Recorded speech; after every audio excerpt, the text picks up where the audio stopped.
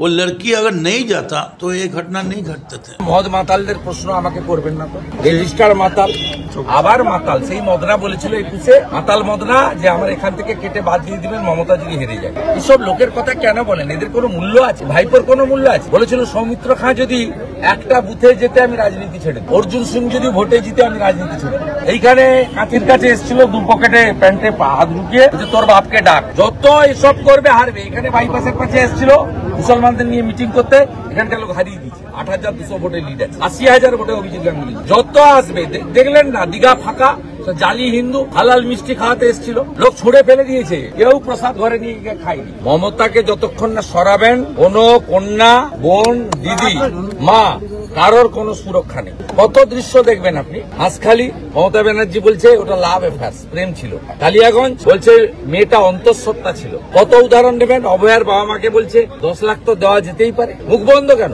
ঢাকা দীঘা থেকে পালিয়েছে, রথের চাকাও গড়ায়নি, নারকেলও ফাটেনি। শুনুন, যা ঘটেছে কসবাতে নিন্দনীয় এবং সামগ্রিকভাবে আমাদের রাজ্যের কন্যারা মমতা ব্যানার্জির আমলে সুরক্ষিত নয়। আগামী দিনে কয়েক সপ্তাহ যত কর্মসূচি আমার হবে, আমি কন্যা সুরক্ষা যাত্রা নামে করব।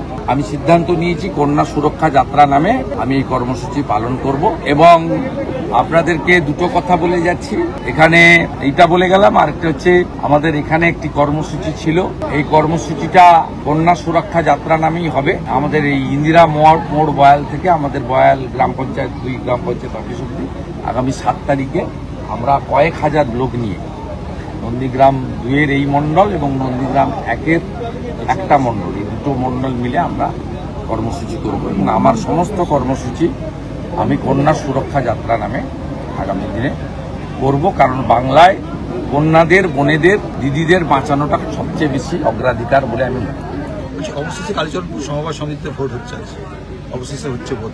হ্যাঁ, আমি বলেছিলাম লাড্ডু বিতরণ করব, আমার লোকরা করবে, কারণ আমাকে একটু কলকাতা যেতে হবে।